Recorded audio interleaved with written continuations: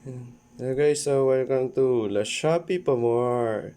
So today we're going to order Mitsushi cordless drill driver 12 volts with pre-accessories. Check natin yung pre-accessories niya. So meron siyang yan na. Meron siyang mga drill. Yan, tapos complete set ng 5 to 13 na wrench. Yan, yung bala. Tapos, itong Philip. Itong mga screws. Pantanggal. Okay? Orderin na natin guys. Okay. Yan guys. Ito na yung ating 12 volts Mitsushi hand drill. Yan. Ito in order natin.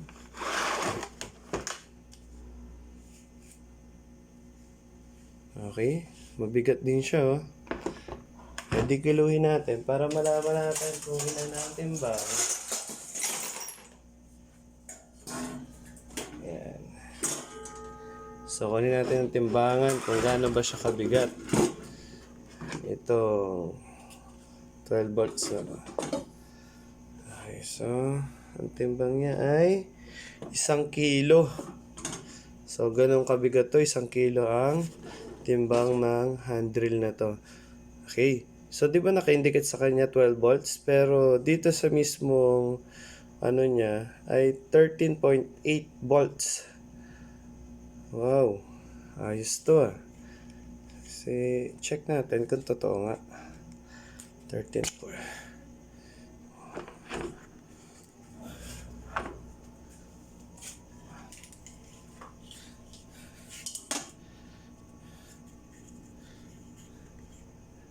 Ito ang positive. Ito yung negative.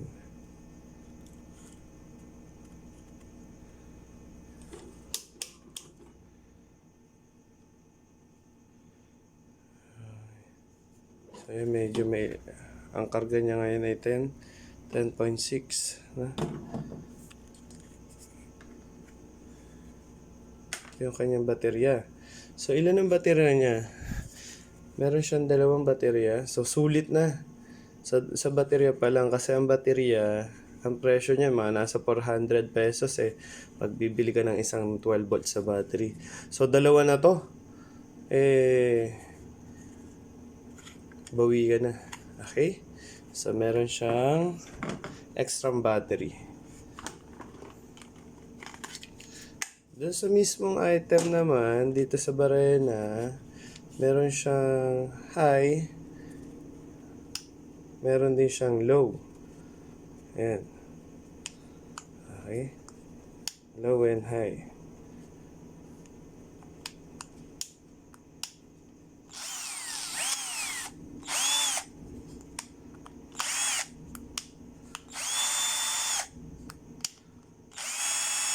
Ayan. Tapos dito sa kanya naman, yan, yung drill. Nandito naman yung pagka gaano siya kalakas ang gusto mo. Yan, dito siya makikita. Oh, sulit na rin naman. Hindi ko nga siya kayang pigilan, ah. Yan. So, malakas talaga, powerful. At bukod dyan, meron siyang laser. I know, flashlight pala yan. Meron siyang flashlight, no? Para makikita mo yung binubutasan mo. Ayan, sakali. Ayan, o. Guys, nakikita niyo yung liwanag. Ayan. So, sulit siya. Okay, bukod doon, ito yung charger niya. Mag-prepare din kayo ng adapter kasi bilog yung kanyang saksakan. Tapos, dito mo siya i-charge sa mismong battery. Okay, yan. Tapos, nagbabago kulay nito, guys. Na, pag i-charge mo siya, dito,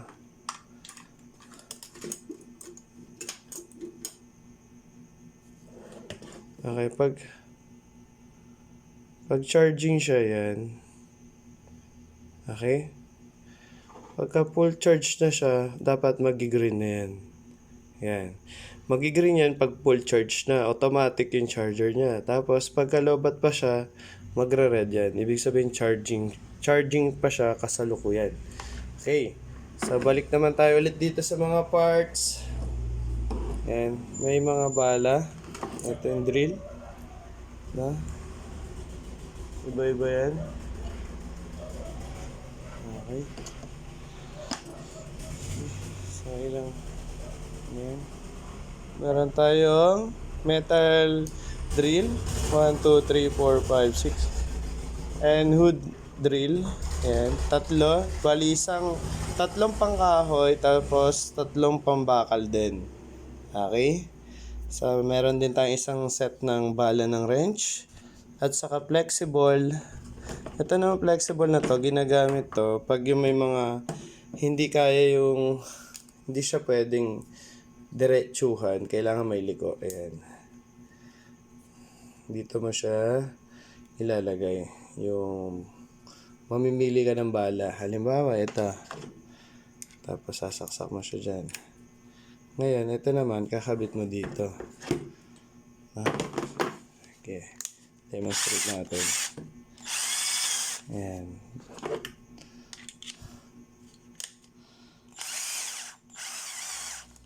Ayan guys, so tignan mo siya. Tignan nyo to.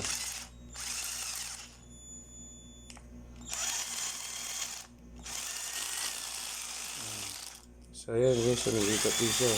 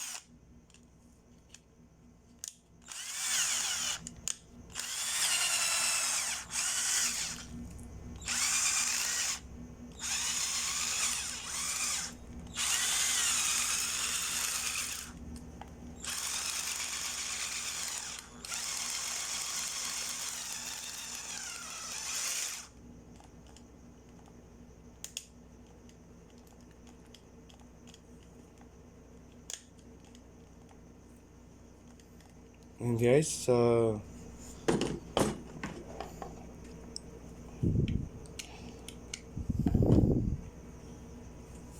yan, charge natin. So ayan, ito kabuuan na. Ito ginagamit sa mga flex and kung hindi kaya abutin. Okay.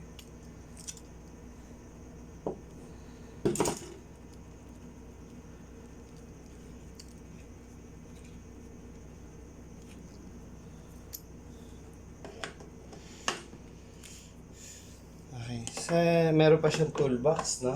Ito yung pinaka-box niya. So, sulit ba siya? Sa tingin ko sulit naman. Na mabigat siya, hindi siya ampaw, tapos quality naman yung mga materials niya. Okay? So, napakasulit na dahil meron ka pang iba't ibang accessories na kasama siya. So, dito pa lang, computation ko pa lang dito sa mga nandito sa taas. Maabot na siya ng 400. Plus pa ito. So, sabihin na natin, ito ay nasa halaga ng mga 500. Plus itong battery. Nasa 400 isa niyan. So, ilan na lahat? Lagpas na, no? So, napakasulit niya, guys. Hindi kayo magsisisi dyan. Taas nga ng ratings ko dito, eh. Ayan. So, kung ano sa tingin nyo mas prepare nyo, okay lang yan. So, ito ay additional information lang dito sa Mitsushi hand drill. Yan. 12 volts. Pero actually, hindi siya 12 volts, so 13.8 volts. Okay? So, that's all for today, guys. Thank you for watching. And don't forget to subscribe my channel. Lasapi pa more. So, susunod yan, marami pa tayong items na re-reviewin. Sana ay makatulong sa inyo. Goodbye!